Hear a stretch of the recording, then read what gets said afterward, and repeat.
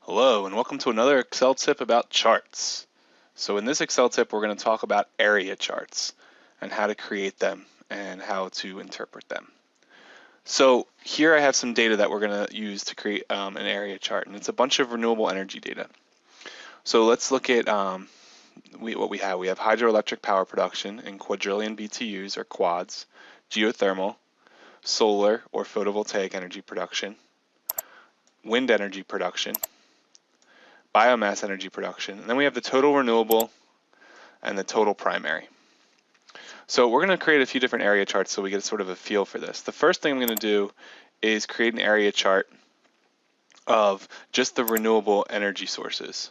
So we're not going to include the total. We're going to include all of the renewables. So I'll go ahead and drag that down all the way down to our lowest data set. I'll select all the data. And what's nice is that if we go to Insert and Recommended Charts, so we get a bunch of different things. So first, actually, let's look at a line. And let me show you how that sort of looks. And we'll move the chart so we can get a better look at it. So let's move it to a new sheet. And you can sort of see, you know, it's an okay chart. We can see some trends and whatnot. But it's sort of, you know, difficult to see some things, and it's a little bit messy. So I like to do, for this type of data, I like to do an area chart. So let's change the chart type. And if we go back to recommended, it's actually the second one. And this is called a stacked area. So this shows the quadrillion BTUs on the left, and on the x-axis, it's the year, and then you can sort of see the legend down here. So we can see right away that hydroelectric, which is the light blue, and biomass, which is the dark blue, make up a large proportion of this. And then wind is the next one, and it's growing.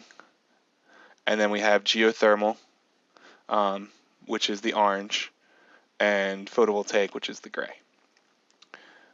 So you can sort of see a relationship that comes out here. The weird thing about area is we don't measure from, so this does not mean we have 6 point something quads of biomass. It's what the top of here to the bottom. So we have a little bit, you know, about 2 quads of biomass in 1984. So it's the difference between these two. So which makes it a little bit different than a line chart.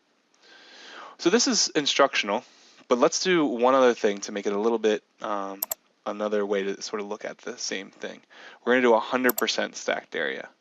So what that means is now it's sort of like this is 100% of the total of all of the categories we did, and then it splits it up. So what we can see is that over time, hydroelectric is a less and less percentage, and wind is more and more percentage, and biomass stays relatively the same. Now, if we do an undo, that's a little hard to see from this plot, because everything is increasing in this plot, so it's a little hard to see how the share differs. So that's the sort of difference between the 100% stacked area, which is this, and the regular stacked area. So that's sort of the idea. Let's look at one other sort of area chart that we can look at with our annual data here. Let's just look at, instead of all the renewable energy, let's just look at renewable energy versus fossil. And we'll just take a look at this data. So let's go ahead and insert a recommended chart. And again, we'll see sort of what happens over time with this area chart. So the renewable energy production, and actually let me move this again. The renewable energy production hasn't really changed much. And the fossil fuel production, or the total primary energy production, which includes that, is here too. So, you know, this probably isn't the best use of an area chart. It doesn't show many trends. Let's see if we look at the 100% stacked area, same sort of thing. It doesn't show many trends. So this is probably an example of a chart that you really don't need an area chart to show. And you might be better off showing it with a bar chart or something other than this. So that's the basic idea here.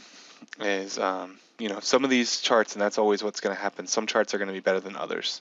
So we can see this is a very good use of an area chart and this is not.